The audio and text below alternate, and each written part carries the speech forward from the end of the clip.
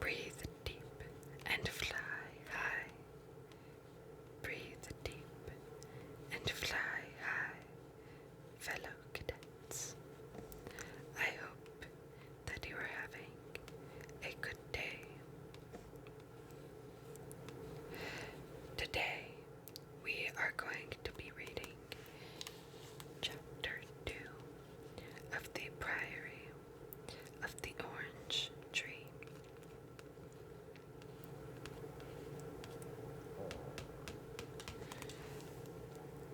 We've read Chapter 1, and now we are going to move on to Chapter 2. Chapter 2, Chapter 2, Chapter 2.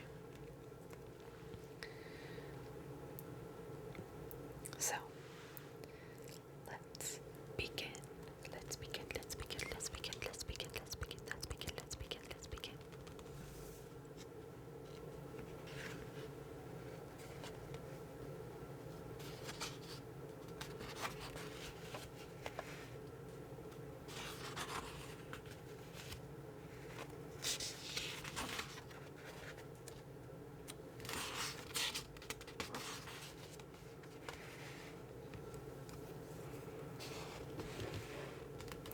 Chapter 2. West. He was masked, of course. They always were.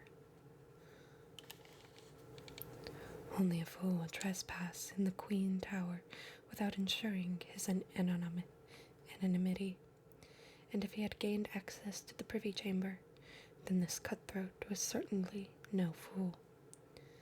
In the great bedchamber beyond, Sir Bran lay sound asleep.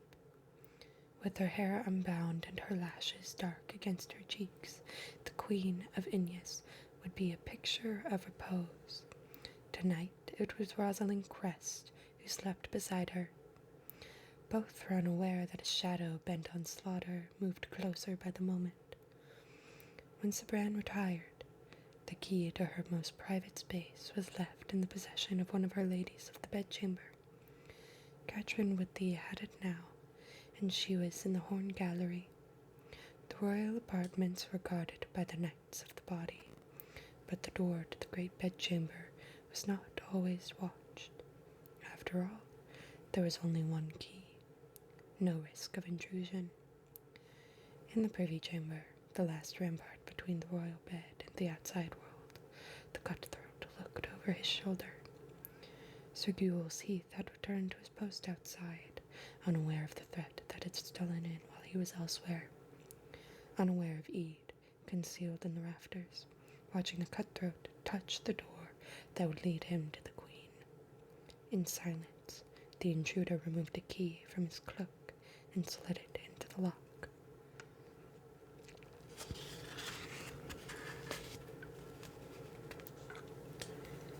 It turned. For a long time he was still, waiting for his chance. This one was far more careful than the others.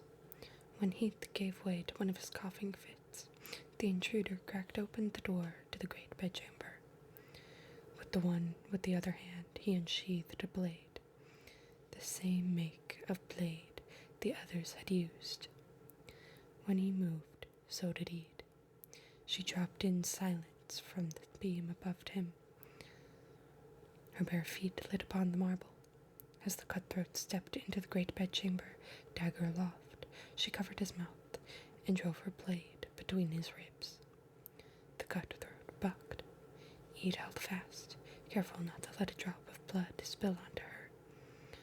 When the body stilled, she lowered it to the floor and lifted his silk-lined vizard, the same as all the others had worn. The face beneath was all too young, not quite out of boyhood. Eyes like pond water stared at the ceiling. He was nobody she recognized. Ede kissed his brow and left him on the marble floor. Almost the moment she moved back into the shadows, she heard a shout for help. Daybreak found her in the palace grounds. Her hair was held in a web of gold thread, studded with emerald. Every morning she kept the same routine. To be predictable was to be safe. First she went to the master of posts, who confirmed they had no letters for her.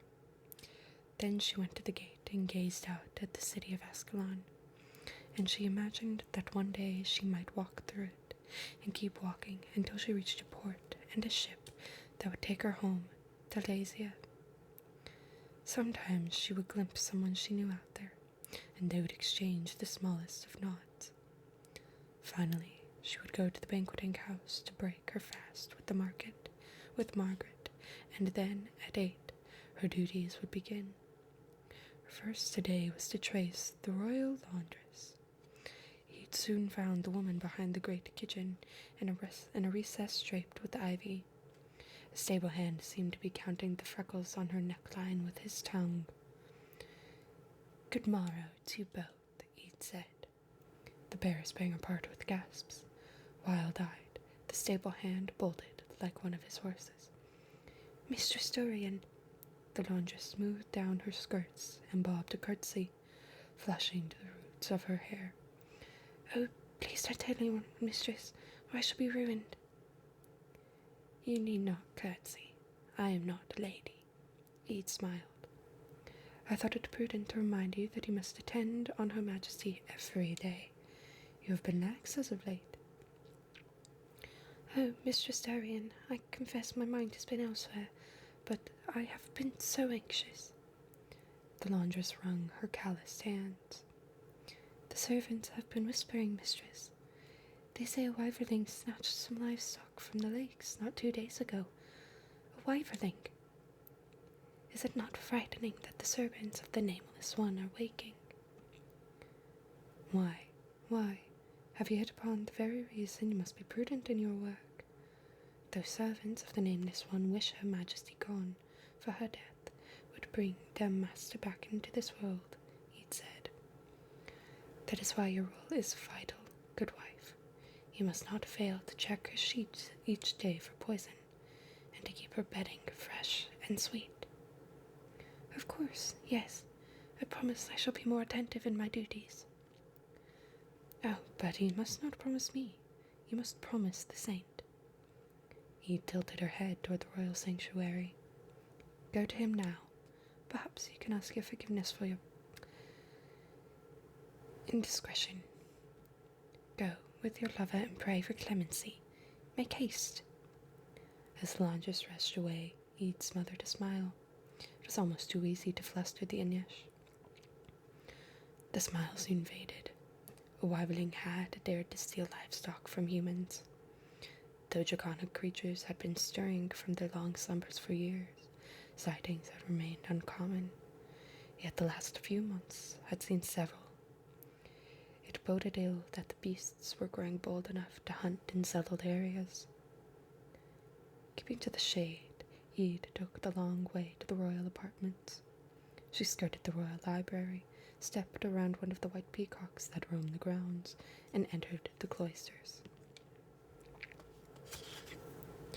Ascalon Palace, a climbing triumph of pale limestone, was the largest and oldest of the residences of the House of Berethnet, rulers of the Queendom of Inyas.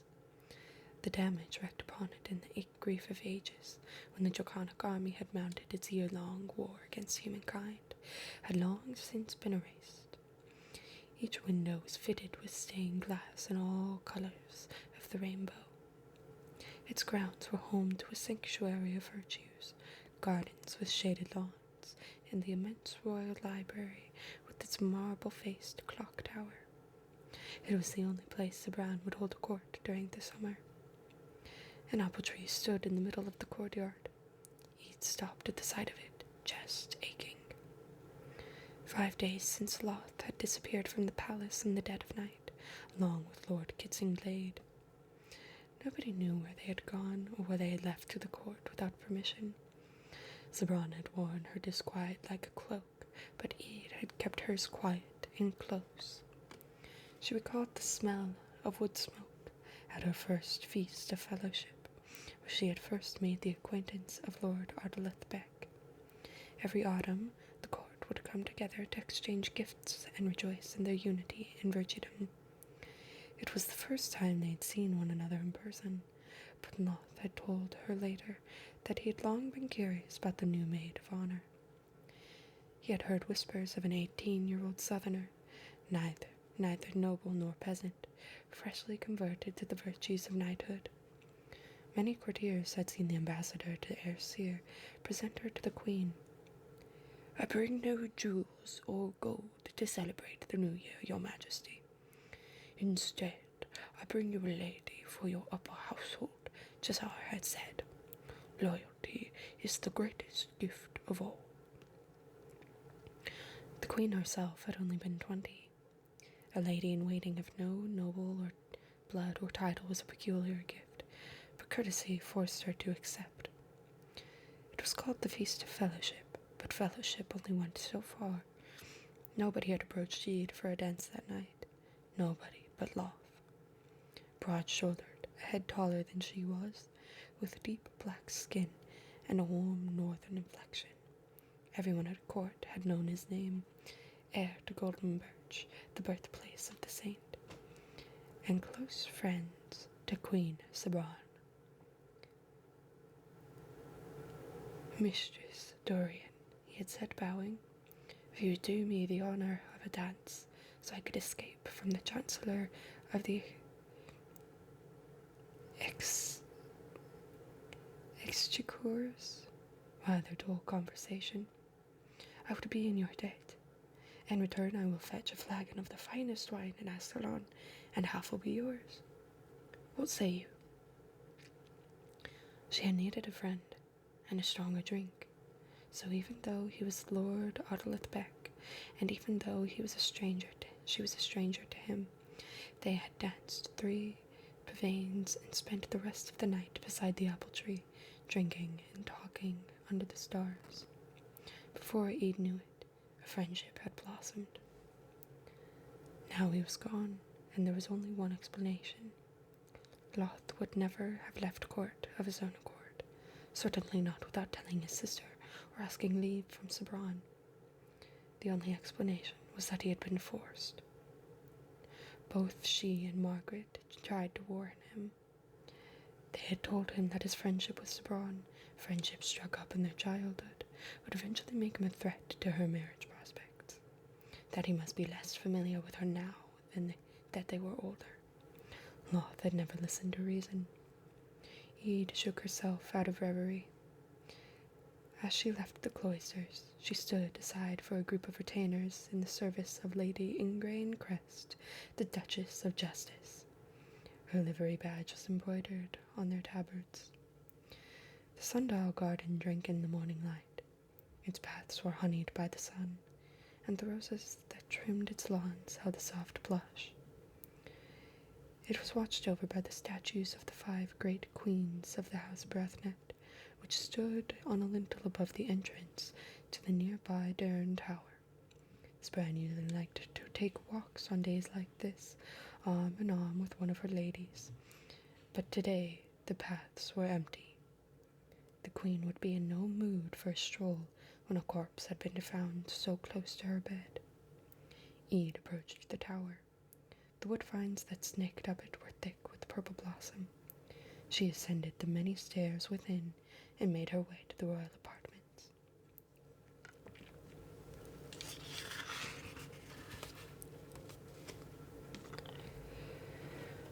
"12 knights of the body, clad in gold-plated armor, in green cloaks for the summer, flanked the doors to the privy chamber. Floriated patterns covered the vambraces, while the Berethnet badge took the pride place on their breastplates. They looked up sharply as Ede approached. 'Good morrow,' she said. The moment of caution waned, and they stood aside for a lady of the privy chamber. Ede soon found Lady Catherine, Withy, niece to the Duke of Fellowship. At 24, she was the youngest and tallest of the 3 ladies of the bedchamber, possessed of smooth brown skin, full lips, and tightly curling hair of such deep red it was almost black. Mistress Dorian, she said. Like everyone else in the palace, she wore greens and yellows for summer. Her Majesty is still abed. Did you find the laundress? Yes, my lady, Ede curtsied. It seems duties to her family may have distracted her. No duty comes above our service to the crown. Catherine glanced toward the doors. There's been another intrusion. This time, the knave was far less of a blunderer. Not only did he reach the great bedchamber himself, he had a key to it. The great bedchamber. Ede hoped she looked shocked. Then someone in the upper household has betrayed Her Majesty. Catherine nodded. We think he came up the secret stair. That would have allowed him to avoid most of the nights of the body and get straight into the privy chamber. And given that the secret stair has been sealed since... She sighed. The sergeant porter has been dismissed for his laxity. From now on, the door to the great bedchamber must never be out of sight. Ede nodded. What would you have us do today? I have a particular task for you. As you know, the Mentish ambassador, Ch.2, arrives today. His daughter has been rather slack in her manners of dress of late, Catherine said, pursing her lips. Lady Truide was always neat when she first came to our court, but now, why, she had a leaf in her hair at Orison's yesterday and forgot her girdle the day before that. She took a long look at Ede. You appear to know how to attire yourself in a manner befitting your position. See to it that Lady Truide is ready. Yes, my lady. Oh, and Ede, do not speak of the intrusion. Her Majesty does not wish to sow unease at court. Of course. As she passed the guards a second time, Ede sliced her gaze over the blank slates of their faces. She had known that someone in the household was letting cutthroats into the palace. Now that someone had given them a key to reach the Queen of Innius while she slept, Ede meant to find out who. The House of Berethnet, like most royal houses, had seen its fair share of premature deaths. Glorian I had drunk from a poisoned cup of wine. Gillian III had ruled for only a year before being stabbed in the heart by one of her own servants. Sabran's own mother, Rosarian IV, had been slain by a gown laced with basilisk venom. Nobody knew how the garment had entered the privy wardrobe, but foul play by the skulls was suspected. Now the cutthroats were back for their last scion of the House of Berethnet. They inched closer to the Queen with every attempt on her life. One had given himself away when he knocked over a bust. Another had been spotted as she stole into the horn gallery, and another still had screamed hateful things at the doors of the Queen's tower until the guard had reached him. No connection had been found between the would-be murderers, but Ede was sure they shared one master. Someone who knew the palace well. Someone who could have stolen the key, made a copy, and put it back in the space of a day. Someone who knew how to open the secret stair, which had been locked since the death of Queen Rosarian. If Ede was one of the ladies of the bedchamber, a trusted intimate, protecting Sabran would be easier. She had waited for a chance at the position since her arrival in Innius. But she was beginning to accept that it would never be. An untitled convert was not a suitable candidate. Ede found Druid in the coffer chamber, where the maids of honor slept. 12 beds sat cheek by jowl. The quarters were more spacious than they were at any other palaces, but uncomfortable for girls who had been born into noble families. The youngest maids of honor were fooling about with the pillows, laughing, but they stopped at once when Ede entered. The maid she sought was still abed. Lady Druid, Marchioness of Ch.2, was a serious young woman, milk-pale and freckled, with eyes like black bone. She had been sent to Innis at 15, 2 years ago, to learn the courtly ways until she inherited the duchy of Ch.2 from her father. There was a watchfulness about her that put Eid in the mind of a sparrow. She could often be found in a reading room, halfway up ladders, or leafing through books with crumbling pages. "Lady to read," Eid said, and curtsied. "What is it?" the girl answered, sounding bored. Her accent was still thick as curds. "Lady Catherine has asked me to help you dress," Eid said, "if it please you. I am 17 years old, Mr. Ian, and possessed of sufficient wit to dress myself." There was an intake of breath from the other maids. "I'm afraid Lady Catherine thinks otherwise," Eid said evenly. "Lady Catherine is mistaken." More gasps. Eid wondered that there was any air left in the room. "Ladies," she said to the girls, "find a servant and ask for the wash-bin to be filled, if you please." They went, not with curtsies. She unraked them in the household, but they were noble-born. Druid gazed at the lead light for a few moments before rising. She deposited herself on the stool beside the wash-bin. "Forgive me, Mr. Starian," she said. "I am ill-humoured today. Sleep has eluded me of late." She folded her hands in her lap. "If Lady Catherine wishes it, you may help me dress." She did look tired. Eid went to warm some linen beside the fire. Once a servant had brought water, she stood beside Druid and gathered her abundant curls. Cascading to her waist, they were true red of madder. Such hair was common in the free state of Mentendon, which lay across the Swan Strait, but unusual in Innis. Druid washed her face. Eid scrubbed her hair with cream gale, then rinsed it clean and combed out every tangle. Throughout it all, the girl said nothing. "Are you well, my lady?" "Quite well." Druid twisted the ring on her thumb, revealing the green stain beneath. "Only irritated with the other maids and their gossip.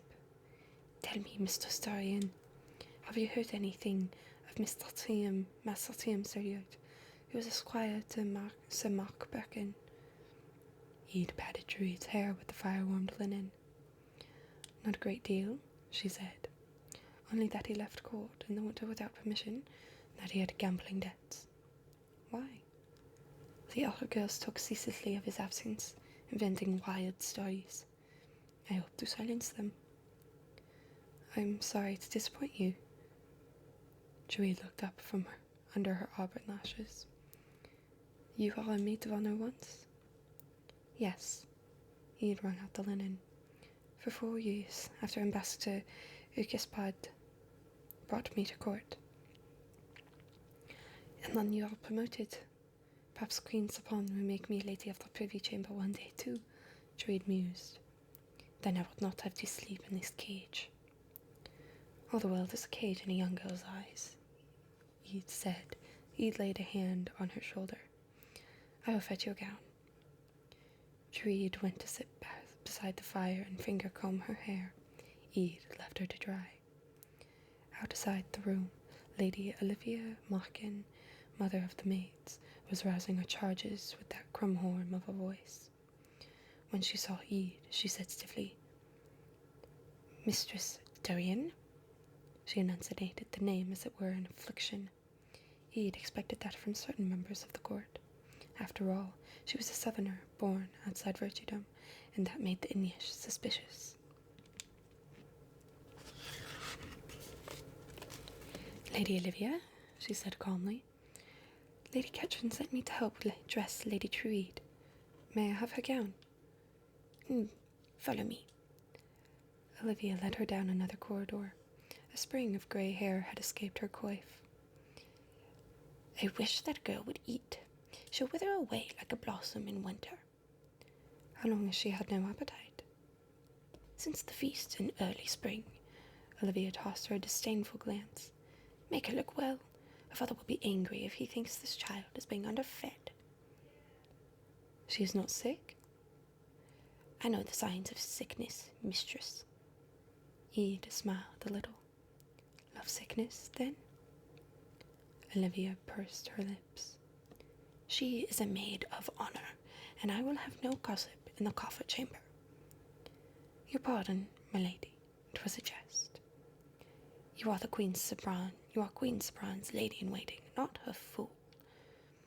With a sniff, Olivia took the gown from the press and handed it over. Ede curtsied and retreated.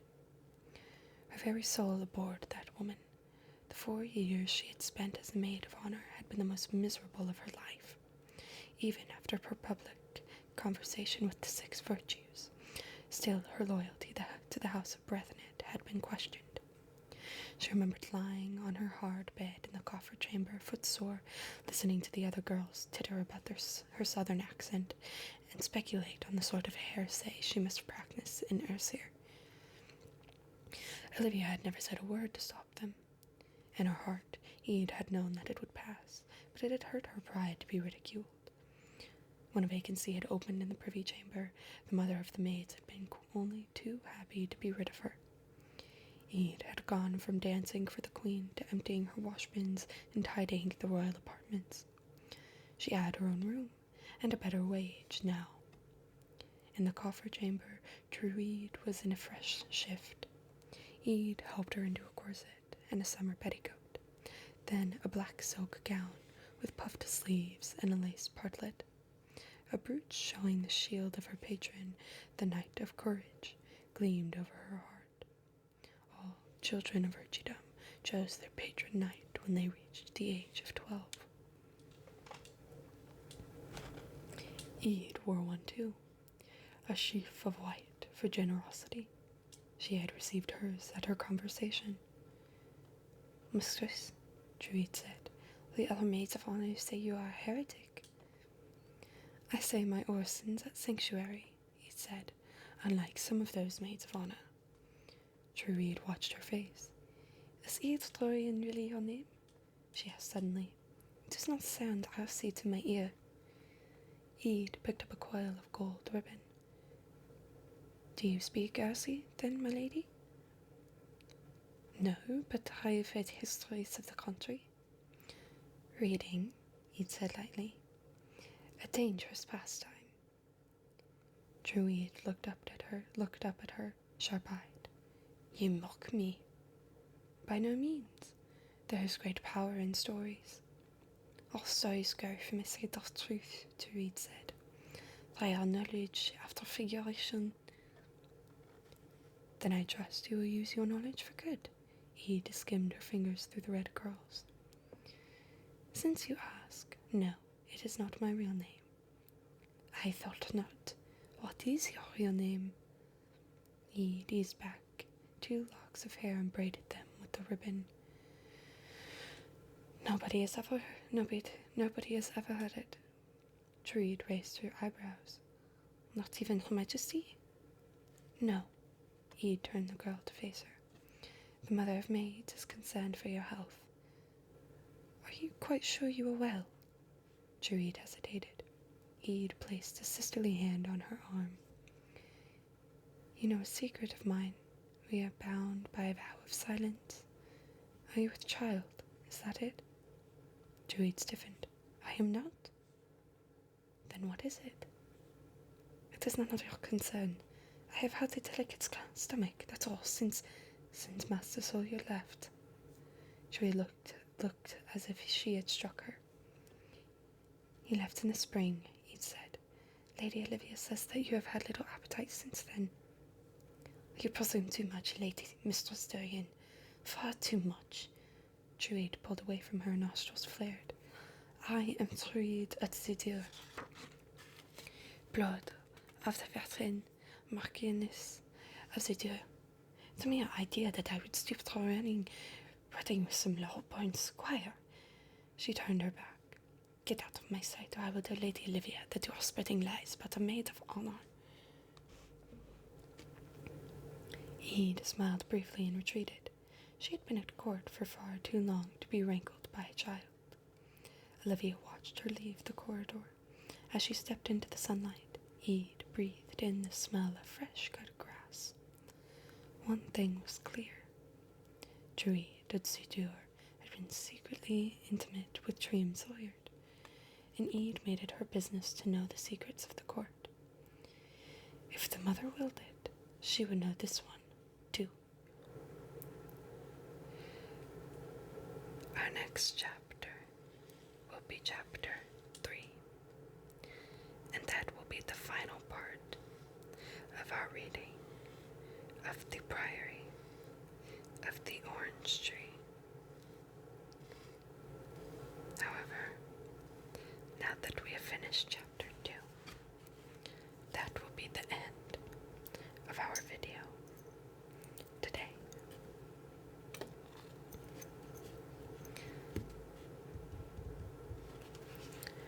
Thank you guys so much for watching, and I do hope that you find this book as interesting as I do. I am excited to get to Chapter 3 with you, and I hope that this has hooked your attention and your interest enough that you might pick it